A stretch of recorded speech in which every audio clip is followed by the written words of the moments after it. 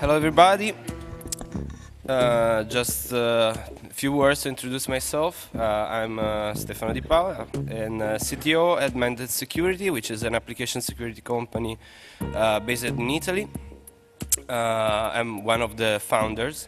I just manage of the research at Mainstay Security, and I'm the director of research and development at OWASP, the Italian chapter. And my security research is about Flash security. I'm the author of Swift Intruder. I do web stuff and web security stuff. My weblog is ysec.it. I'm Kuza55. More or less, I'm just some random hacker. I like breaking things. I also work at an information security consultancy called SIFT. We do a bunch of app testing mostly, though we do some risk stuff as well. That's pretty much me. So today what we wanted to talk about were some Dumbbased XSS stuff, which sort of has been looked at a bit in web app circles in like 1 or 2 papers, and really look into how browsers implement JavaScript and how they implement access controls and similar things, and what kind of trickery we can perform there. Also, we're going to talk a little bit about Google Gears. We did this presentation before last month at RuxCon down in Australia. Since then, Google have fixed some things, but we still think letting you know about what was there might be interesting. And we'll also show how like XSS bugs in specific places in browsers can actually get you code execution. So, Dumbbased XSS was sort of discovered in like 2005, resumed in 2005. It's essentially where you have JavaScript on a page which does some kind of unsafe operations. For example, if it got some data out of the URL and decided it's going to execute that as JavaScript, there's no typical XSS bug where things are being injected onto the page, but you're still able to execute JavaScript because you can control where the URL is. So the paper that Amit wrote talked about some kind of the basic inputs and basic sinks for Dumbbased XSS.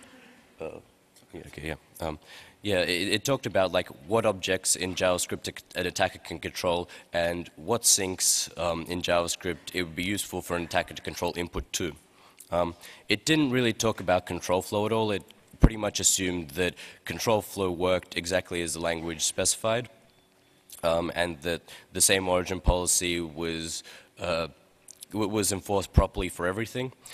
We'll talk about that a little bit later.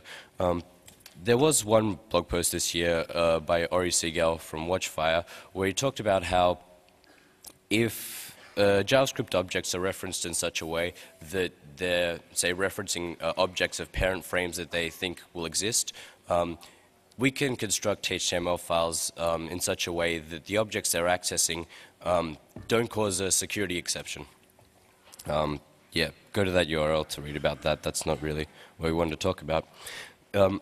Just to give some background, in the original paper, the Amit client talked about how the attacker can control things such as the URL in JavaScript, which is the first 3, the referrer, and the location. It was pretty much assumed that that's where you're going to get all your input from, and then if it goes to one of these sinks where it either writes attacker-controlled input into raw HTML or modifies the DOM in such a way that causes JavaScript execution, for example, via JavaScript URIs in forms or by simply executing JavaScript, or, of course, replacing the URL, or a bunch of other, essentially, actions that could possibly result in script execution. So if you have input coming from one of the sinks, which was essentially the URL or the referrer, and it was put unsanitized, from those inputs going to those sinks unsanitized, then you had a Dumbbased XSS vulnerability. The problem here was the problem here that I see is that all of those syncs focused on direct script execution. It's kind of like auditing, say, some PHP code and looking only for eval bugs where you can execute PHP code. There's a bunch of other things that you'd want to do. For example, on the server side, you'd want to be able to read files or inject in SQL and similar things. On the client side, there's also similar objects you want to access because there's no point in executing JavaScript unless that actually gets you something. So we want to be able to look at JavaScript code and look at if the attacker can force that code to modify or abuse some kind of sensitive objects, such as HTML elements or DOM elements, or leak or edit cookies, or perform some kind of client-side directory traversal attacks, and these kind of things.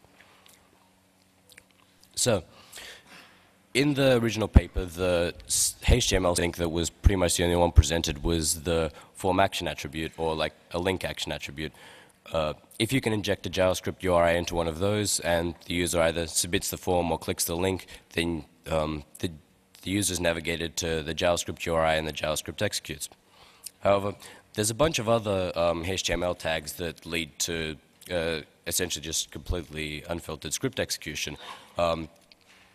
This has been studied fairly in depth by people looking into standard XSS bugs and all the different kinds of tags that lead to script execution. For example, JavaScript URIs and image tags, or being able to control the locations that Flash files are loaded from, and all these other kind of things. We need to start auditing like JavaScript for the ability to edit these kind of special objects and special attributes, rather than just looking for straight injection type things that earlier papers looked at.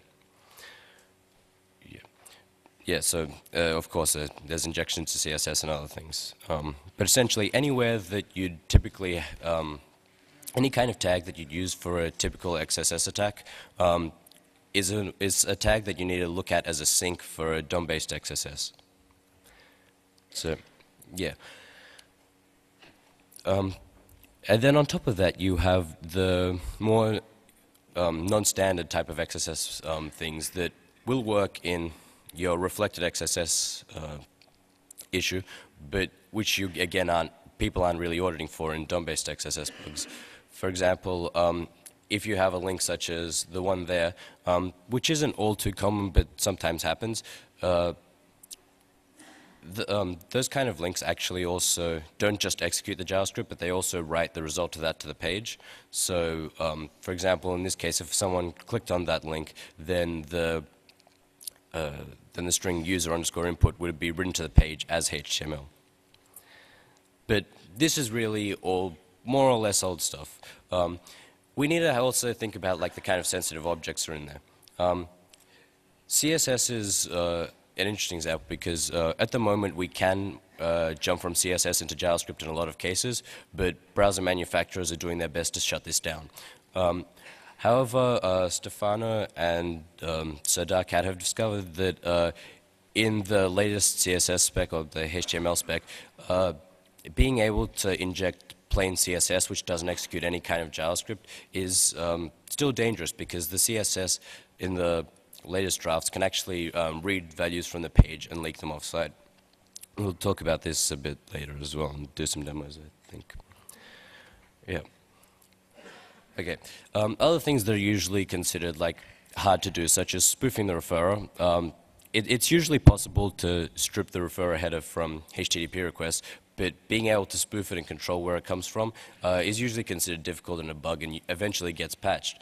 But if you have the ability to control the location of an image tag, either through straight XSS or more commonly through DOM-based XSS, where JavaScript simply edits the location of an image tag, then you can spoof the referrer of a request, or you can leak the current location in the referrer to your site, or even control the user interface, which, while usually derided as irrelevant, does help you with other attacks. Of course, yeah, typical JavaScript injections into links also work, as we mentioned before. But being able to inject links by themselves, even if they don't actually lead to JavaScript execution, still gets you something, gets you a link on the page which does actually have the referrer of the same domain. This is useful, for example, to bypass RIAs XSS filter because that uses same domain check to check whether it should be filtering requests or not. So if you inject a link onto a page and then through some method entice the user to click on that by some kind of either UI redressing attack or just some social engineering, then the RIA XSS filter will be pretty much bypassed. And of course, injections into input tags are useful when you're trying to do some kind of like clickjacking style attack where you're enticing the user to click on a button to bypass CSRF protections. You need to be able to fill in input forms, and sometimes you can do this from the JavaScript that's embedded on the page. Yeah. And when you look at some of the JavaScript code out on the internet, a lot of it ends up being packed in such a way that it takes up much less space. Often this means that things are referenced using array notation. So, for example, you'll have like document, then open square bracket, some variable, close square bracket. If you can control the contents of that variable, then you can obviously control where something is being assigned or where data is being accessed from. So, for example, if you were able to control the index of a read from the document object, you'd be able to set that index to cookie and then potentially leak those offsite if there's if the some var was used improperly. And of course, it goes the other way around. If you set, say, user input to location, you somewhat control some var, then you'll also be able to set like the location of it, and which will lead to script execution. This is particularly useful not just for DOM-based XSS bugs, but for typical straight injections, like in reflective XSS attacks, where you need to bypass some kind of IDS. An IDS can only know about the objects that exist by default in the browser. If you modify some kind of variable that's sensitive to a JavaScript application, such as like the index it uses, you can easily modify the control flow of the JavaScript, and then it's pretty easy to lead for that to lead to some kind of script execution, and IDSs really can't pick up on this. So, yeah. A quick detail about the RIA XSS filter. As I said before, it only filters things cross-domain, but it took the bold move of trying to stop injections into straight JavaScript. It works to stop direct script execution in JavaScript, but using our knowledge of like the sensitive kind of objects that are in JavaScript, we can easily, for example, leak what's in the cookie object or change some variables and these kind of things to change the control flow, which will lead us to DOM-based XSS bugs, which we can later exploit. Yep.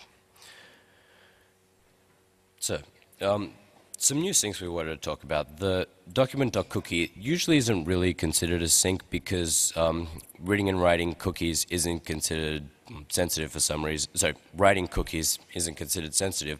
However, there were some good papers a while ago about how being able to set a user's session will lead to session fixation attacks where you don't need to leak a user's session identifier, but can simply control it and then have them authenticate to it. With document.cookie, it actually passes any kind of input that you set to it. So if you set document.cookie to equal A equals B, then a new line, then C equals D, two separate cookies, A and C, will be set with the values B and D respectively. On top of that, when we're trying to, when we're writing XSS payloads, we often use the XML HTTP request object to make requests to the site to get like CSRF tokens or perform actions and these kind of things. While this kind of interaction is usually not possible via DOM-based XSS attacks, it is possible to find injections into things like URLs. So if the app uses these like nice pretty URLs where things are separated by slashes so that search engines can find them, if you can control one of the parameters, you can perform client-side directory traversal attacks. And often if the site is using some kind of referrer checking or is using global tokens where a token for one action will be valid for another, then this will let you either perform actions, or perform actions on the site that are normally considered CSRF protected. Yeah. Of course, there are other sensitive objects inside the JavaScript, such as document.domain, which controls whether how strictly the same origin policy is applied. Browsers are building things such as client-side SQL databases into the browser. I think this is only supported so far by Safari, Chrome, and Google Gears, but it's in like the HTML standard. Browsers expect that they will implement this. And so what we're trying to get at here is pretty much that there are more and more syncs being added to the browsers because there's a lot of syncs and sensitive objects being added to browsers so that developers can create more. But as more of these get added, we have, well, essentially just a greater amount of syncs that we can hit to do things that aren't necessarily JavaScript execution. Of course, so far we've only been considering pages where we control nothing there at all, where all we have is the ability to set the URL, the referrer, and these kind of things. However, there are a lot of sites on the internet where being able to create links or post images and these kind of things desired functionality, such as like Facebook, MySpace, IM, Twitter, whatever, where that ability actually gives you some limited control over the document object model as seen from JavaScript. For example, when some JavaScript tries to get some input from the actual page, it might use functions such as document.getElementById, which is meant to look at all the IDs in a page and then return a reference to a specific object. But a lot of these don't actually do what they're called. For example, document.getElementById gets elements by name as well. And there's a lot of undefined behavior. Mostly, since this is meant to return only a single object, if there are objects with if there's more than one object with the same ID, browsers have to make some kind of decision on what they're going to return. Some browsers return a whole array of objects. Some of them return just the first element with that particular ID or name. But essentially, what we're trying to show here is that if we have some kind of limited control over the HTML on a page, even if we can't use that to get some kind of script execution, we can often use that to bias the control flow of the JavaScript on that page. Of course, there are lots of other inputs other than the location ones, referrers, and things we've described. There's the cookie object, which, while we consider it a sync, we also consider it input, because though there are attacks that can be carried out when you can only set cookies, it doesn't let you do absolutely everything. And so inputs from document.cookie are often considered trusted by developers. And we often see JavaScript which pulls out a URL from document.cookie and just redirects people to that URL. Sorry.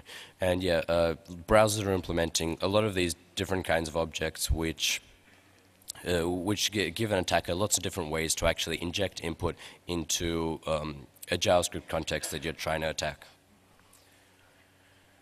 Yeah. What we haven't talked about yet is the fact that the control flow doesn't actually work as it says on the tin. An if-else statement can look like one thing's going to happen, but much like integer overflow issues, due to implementation things, control flow might not work exactly as you think it should.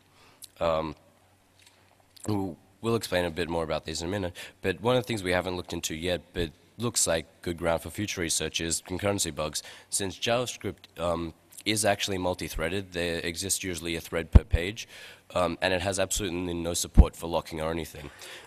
This usually isn't a problem, as most JavaScript apps don't actually share state between frames, but browsers are bringing more and more ways to share objects and things, and developers are constantly trying to push boundaries and trying to get things like this. So it's not unlikely that we'll actually find apps that try to force some kind of shared state, even though browsers don't intrinsically support it.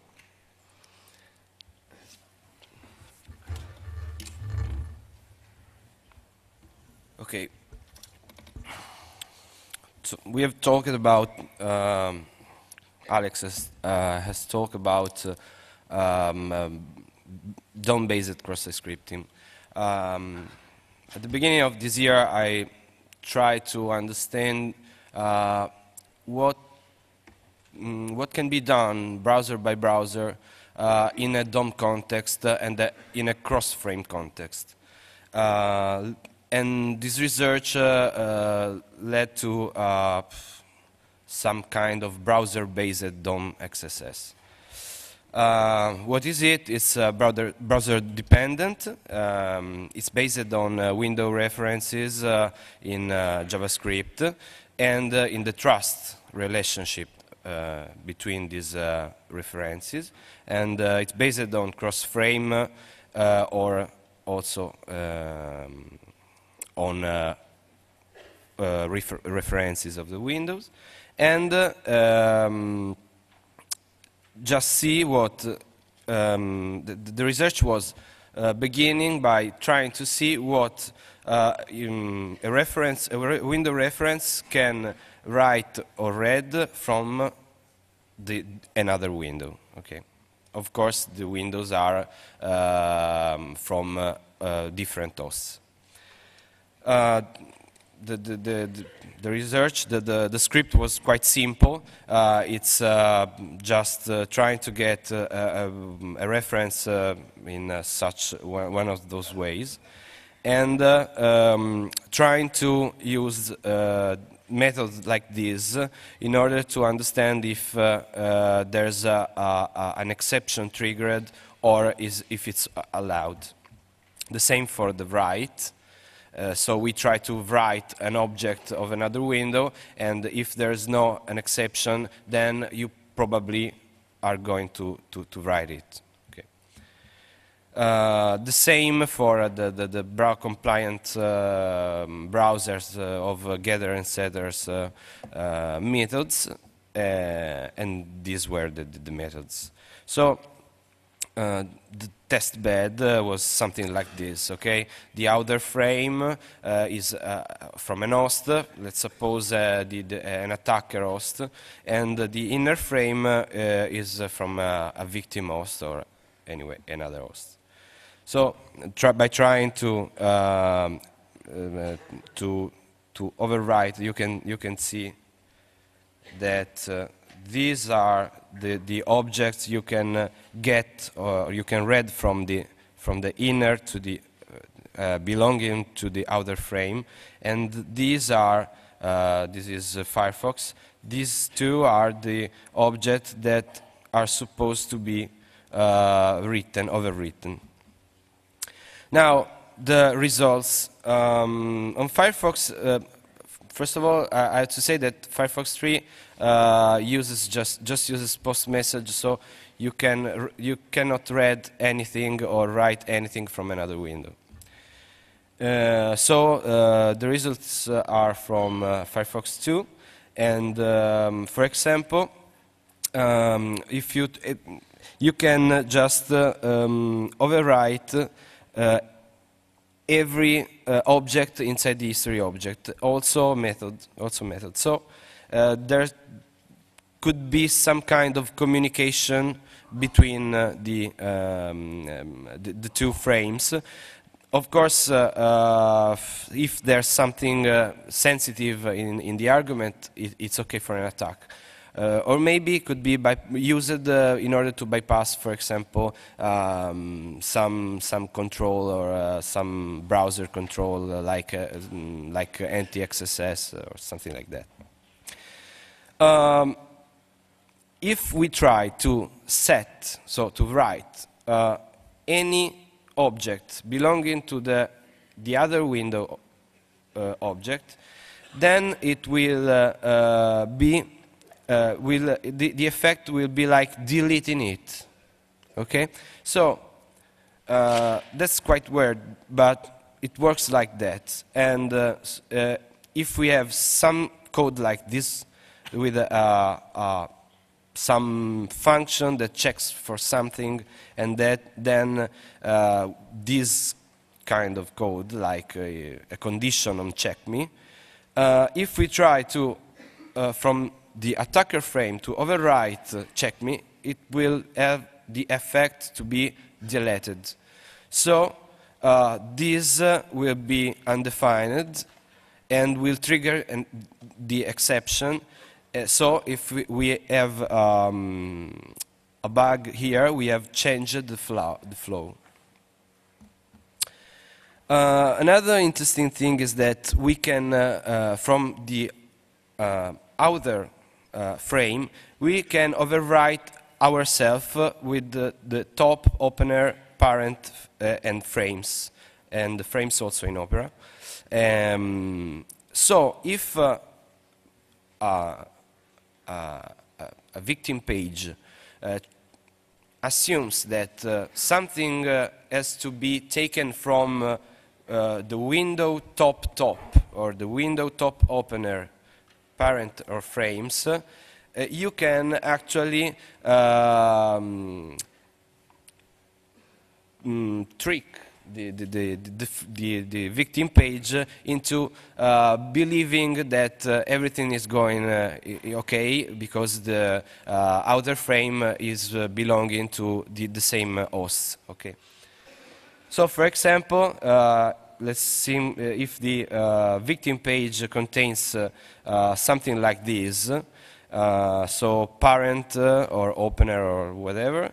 Reference to the object, the opener window, and then trying to get the frames with the parameter, and then writing it into the document. Actually, the attacker from the attacking window can just overwrite the frame object with what he wants, and the attack will be written in the victim context. Okay.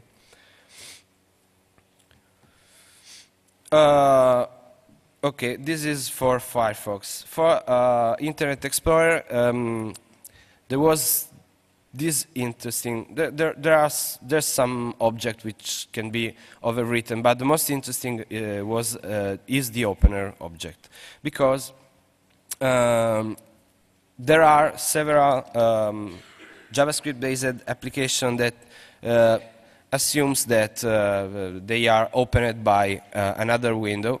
And for example, TinyMCE and FCK editor have JavaScript in it that assumes that. So we can actually try to, for example, overwrite a method, and if let's suppose a window, a pop-up window form that is just JavaScript, and that it sends, by using a method, some sensitive data to the opener object, to the opener window. So we can an attacker just can overwrite the opener object and recreate the method function, the method, and it will get the sensitive data back to it. Of course, it can be used as cross-site scripting, DOM-based cross-site scripting, because if the victim has some opener data attribute, which is going to be written in the document, we can just do something like this. So, no, we don't have the window. Okay, it was supposed to be there was supposed to be a demo, but we forgot to start the VMware. So this is the screenshot of the TinyMCE plugin exploit by overwriting the opener object. I just can maybe show you.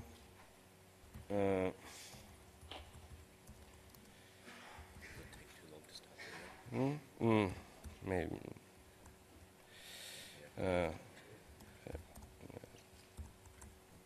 Okay. Opener.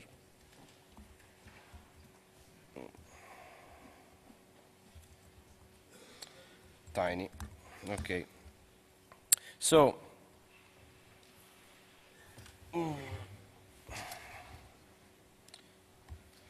Just to here we set the content location of the frame to the victim scripts, of course the flowed script, okay, which is paste text. Then we overwrite the opener object of the attacker window with this structure. In this case, we had to overwrite several objects because the flow should go okay, so no exception should be triggered and so on. So it's kind of like trial and error, but the effective method, which is overwritten and that returns the payload, is this one, adver. Okay. So it's a trial and error. You have to construct, you have to build the opener object in order to perform the attack.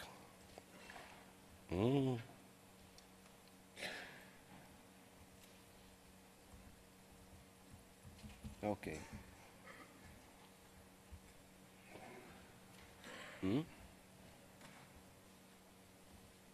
Okay. Now Safari Air WebKit, it was fixed, but it's still interesting. There was this stuff that an attacker could use the find getter in order to overwrite history back, go forward, and item. Okay, so if the victims, and that was this is quite common, no? Uses the history back function, the attacker could overwrite the getter and execute by using the eval function of the victim's frame, which is executed in the context of the victim. So, and no exception, same origin policy violation is triggered, and this one got executed in the victim context. This is fixed, okay, but is interesting because it's the use of every kind of feature which is blocked or allowed by a browser or another browser, but the thing is that if a vendor forgets to block some communication between frames, and it could be the apocalypse. On Opera, the top object could be overwritten. This could lead to frame buster, which means that every kind of anti-framing is quite bypassable, quite easily bypassable, and Dumbbased cross-site scripting. So you know what a frame buster code is, something like this one, okay? If top not equal self, then let's reset the top location. But since the top object can be overwritten under Opera, you can just use a race condition in order to set the top reference to the self-reference of the victim window. So this is going to be equal, and it will be bypassed. Okay. So welcome back, clickjacking. Another interesting thing is that since you can overwrite the top object, you can redefine methods. And since you can redefine methods, there's this nice code that gets executed in the victim context. So if the victim just called top focus, the method is executed in the victim context. Why? Similar to the defined getter payload of Safari, because of window 0 is itself so it's allowed to be executed eval. This is just a screenshot of a proof of concept. Okay, on Google Chrome, there's a guy that found that there's a way to exploit the frame buster by using the defined setter of location of the top frame, so the attacker frame. Okay, the interesting thing here is that probably, well, it's based on trusted relationships about the application and the window reference, okay? So the victim thinks that it's been called by a legit site, okay? And it's due to the lack of standard for defining the policy of what has to be accessed and what not, okay? The good news is that probably if I did this research in 2006, a lot of other objects were writable or readable. The new version will allow only send message or post message, which is cross-frame communication method, which is a standard of HTML. No? But there are only a few other things to fix. Okay. Now let's reverse the reasoning. Let's see if we can use what's the HTML feature, rich internet application features, in order to exploit them by using some kind of technique.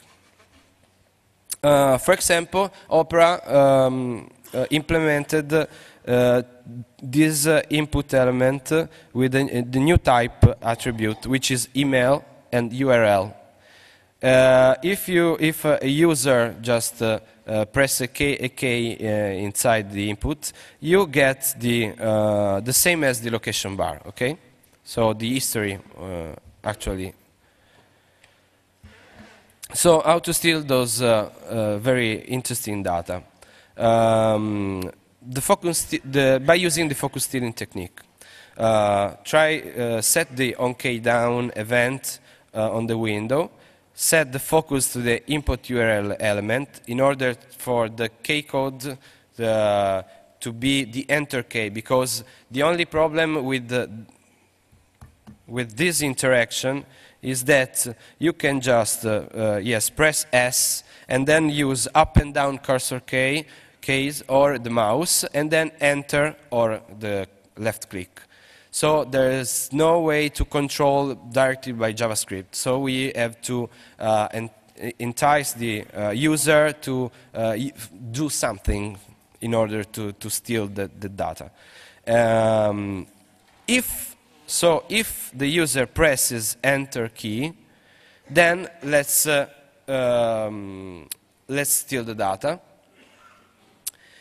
by using a simple value attribute, which is readable, and then set a new random or specific value inside the input object. So, how to force a user to press up, down, and enter keys in order to steal data? Let's see.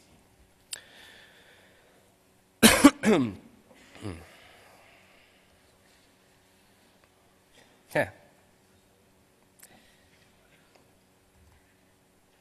Here it is.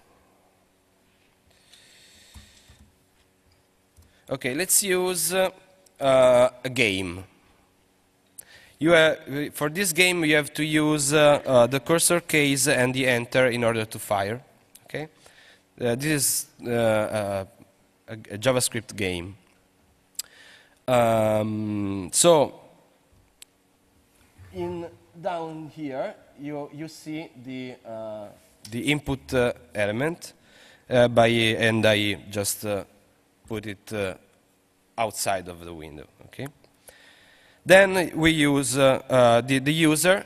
Hi, I am the victim. I just press enter, and I begin. You will see. Yeah, you will see here. I'm sorry, but yes, there's some problem. Here it is. Okay. You will see here the history still at the stolen history. Okay. Here it is.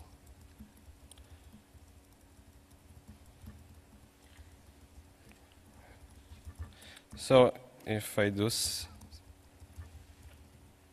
you can see what's happening. Okay, so this is the proof of concept.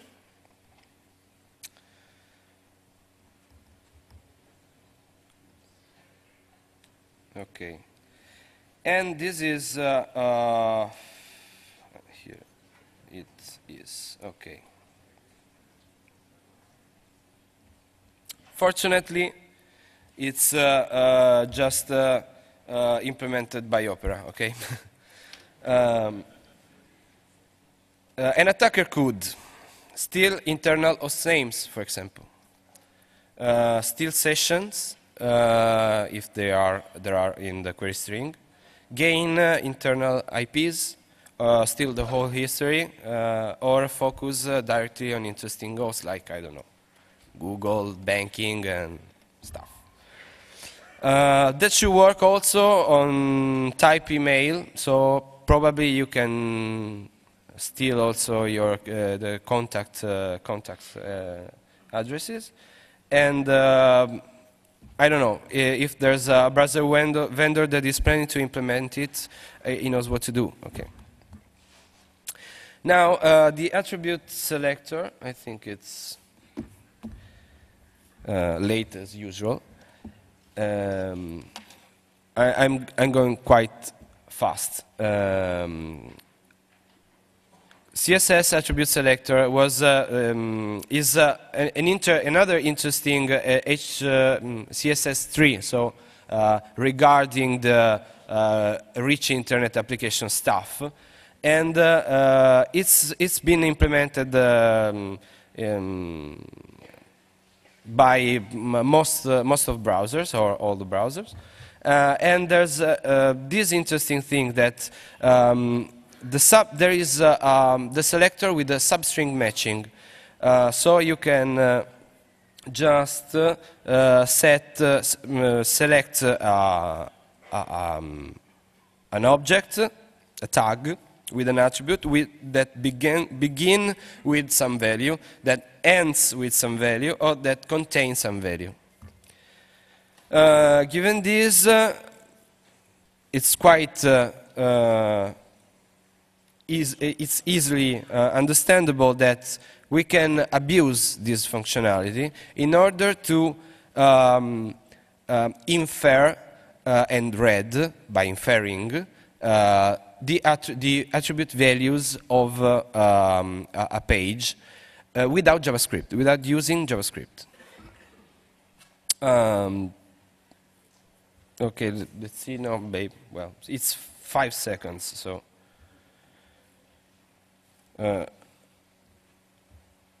It's 5 seconds. 5 seconds from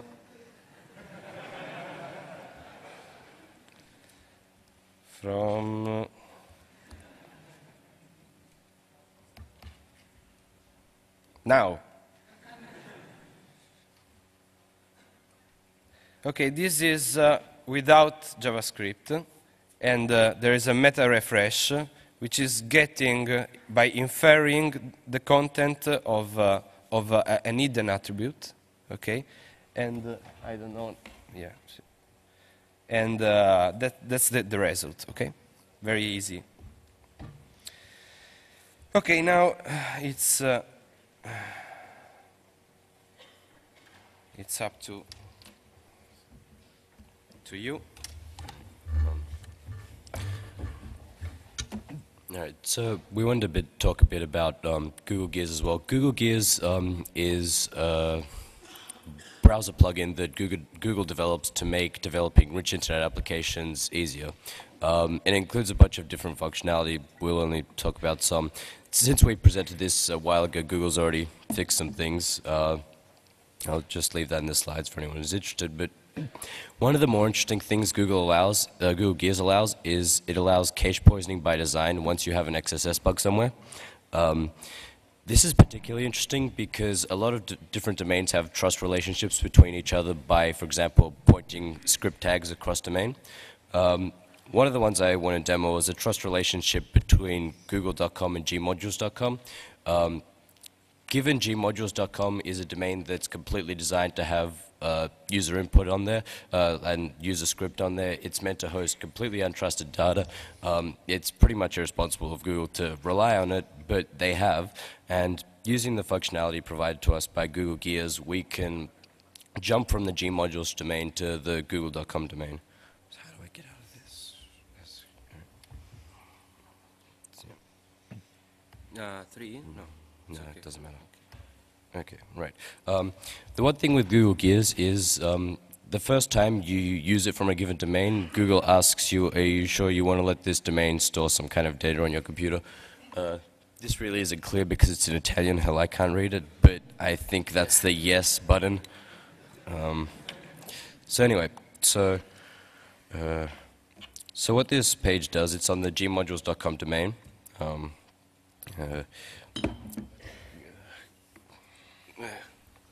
I'll just try again. Yeah, okay, good idea. Good damn MacBook. All right, so what this control does is it uses the local server object that Google Gears gives you, which effectively just allows you to capture our malicious payload from this particular URL that's on the same domain. And once it's done capturing it, we rename that file to this other file that a bunch of different pages on the internet include inside a script tag. So if we...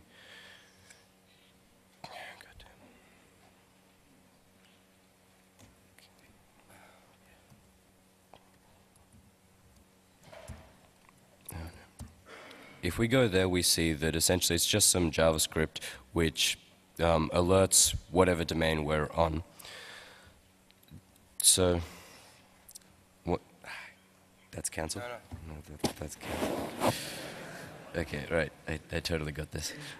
Right, so we go to a specific Google URL which includes this script source and includes our script from that other domain where we normally wouldn't actually be able to control that URL, but given Google Gears allows us to play with the cache, we can now say that we can now rename things there, and whenever people go to this page and have their cache poisoned, our XSS will execute. I found that originally here, but amusingly, since I left my own computer cache poisoned for a while, I found out that the OWASP website, the Open Web Application Security Project, which tells people what to do, has exactly the same issue.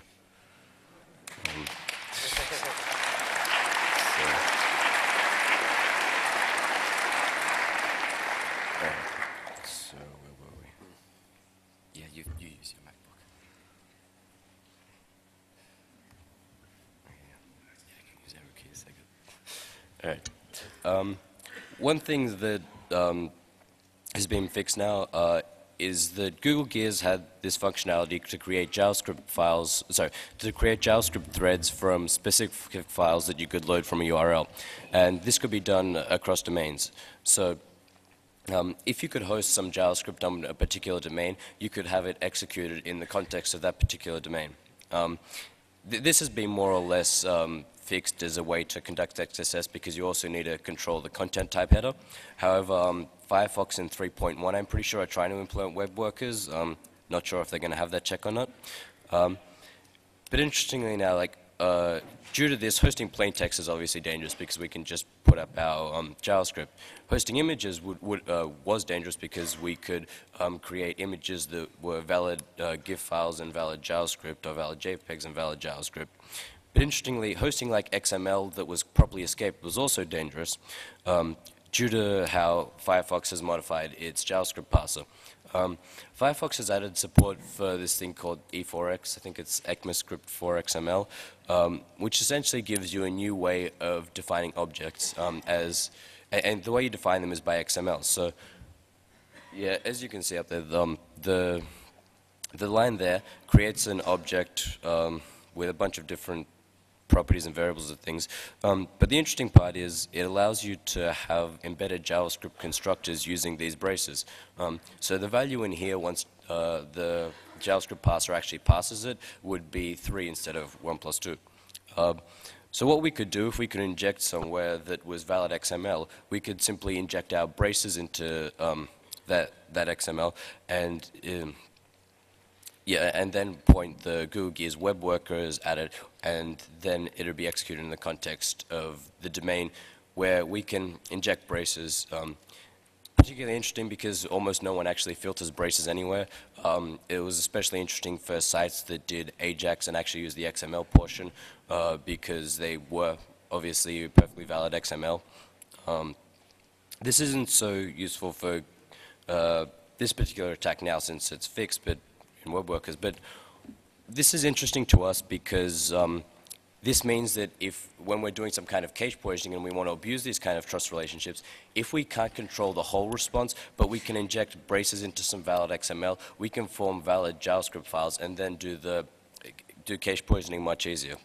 Of course, there are some caveats to this because the E4X parser requires fully valid XML and has a bunch of these restrictions which you can look at in the slides since we're running out of time. We also had a look at Firefox extensions because these are essentially pieces of trusted code that are written in JavaScript, XUL, and HTML. So cross-site scripting bugs in this kind of functionality result in code execution. The attack surface for these is kind of what you'd expect. If you get an input from the network, such as via the unrestricted XML HTTP requests, or if you get input from a web page, or things like this, then you're dealing with potentially untrusted entities. Common vulnerabilities are when you get some kind of JSON data from the network and then just put it into the eval function to get an object out of it. While this is also common practice in JavaScript apps, this is a much more serious issue here because being able to control the network doesn't mean you have code execution, but if they do something like eval JSON they get from the network, then you have a code execution bug that you can hit if you're on the local network. And similar kind of as injection because you have a lot of different sensitive objects that you might want to play with, like directory traversal, or like there are actual like SQL stores for extensions as well. So one of the things we want to look at is a specific bug that was similar to one another Watchfire guy found about like, I don't know, 4 or 5 months ago, which started me with all this. It was rated as a low-risk vulnerability because there was, they couldn't figure out any way to exploit it. The easiest way when you're attacking some kind of extension to determine if you're actually running in a privileged context is to just have a look at the window object. If your current window object is a Chrome window, then you're running in Chrome, which is a privileged context.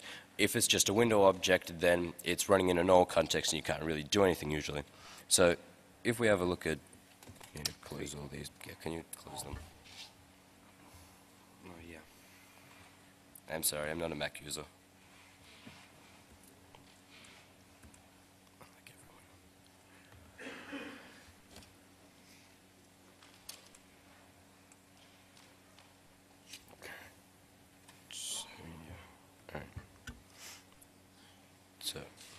How do I right click on this? Instruments. Yeah, that's right. Where's instruments? Temper data. All right. So, oh no, cancel. God damn. Yeah. Okay. So the bug itself is pretty lame, hence the name of the file. What happens is if you have some kind of malicious file. And then you use the graphing functionality in Tamper Data to like graph them all, you'll result in an XSS bug. The one I'm using is just from the like HTTP headers where you have like 404 not found or 200 OK, you put like just some number, then your XSS, and it'll get executed. The reason I say this bug is lame is pretty much because it requires way too much user interaction to be useful. But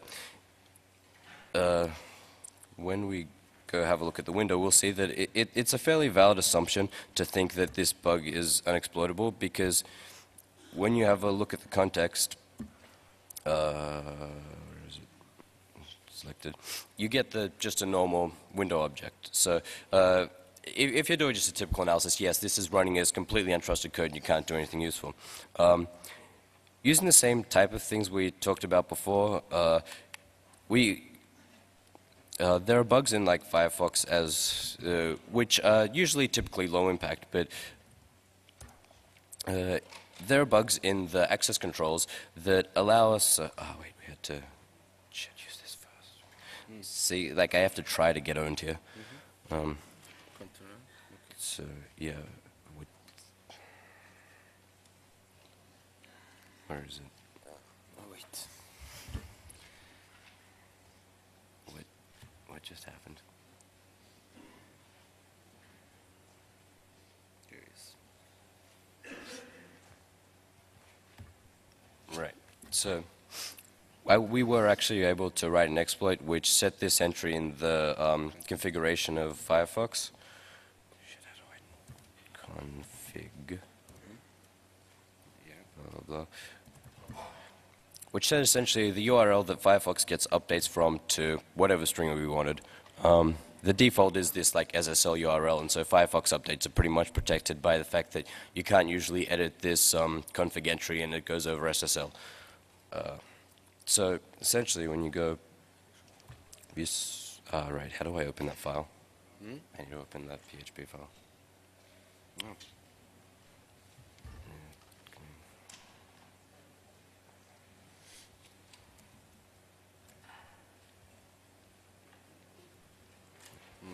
TD.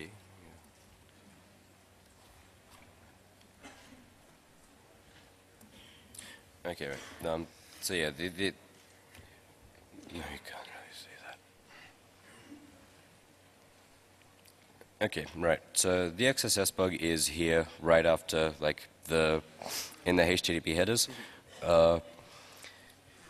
To exploit this, what we did, I pretty much used the same techniques that Stefano did to have a look at the access controls of the opener object in Firefox. So what I found was that in the opener object, all the browser default objects in there were properly protected, but any objects created by the extension had absolutely no access controls on them. So I could set any variables I wanted. So after fiddling around, I found out that you could also execute functions. And when you executed these functions, they executed in the privilege context. So we were able to edit all the variables in that context, so essentially control all the data those functions are working with, and then call them. So we essentially say we want to edit the root preferences from nothing, then we want to set the particular config entry to whatever we want, and this essentially makes a bug that's typically considered completely unexploitable give us a path to code execution, since once we change where a user gets updates from, well, next time they open their browser, they're going to get their updates from us, right? Wait. Do we have to stop yet, or no? We have. Where is it? No. Because F5 is. Yeah. Right.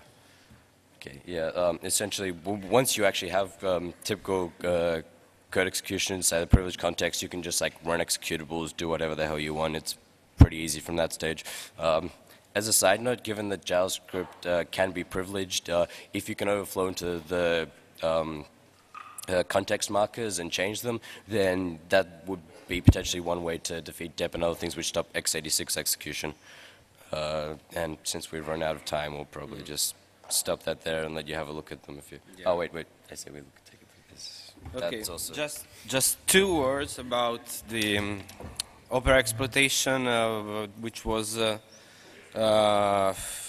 researched a couple of months ago. It's about the Opera 960. And what was the problem is, the problem was that it was taught as unexploitable because it was in the Opera history search, but the interesting thing is that when there is the same origin policy, it's about protocol, host, and port. But if we have Opera and nothing else, so the Opera scheme, the Opera protocol, we will have Opera null and null, which is the same origin policy of every kind of feature of the Opera browser. Okay, so Opera cache, config, and so on. So the interesting thing is that we can interact in an iframe with the Opera config, and then we can set preferences to, for example, for mail to something else, and get the execution code done. So, read the conclusion, and since it's finished, if you have some question.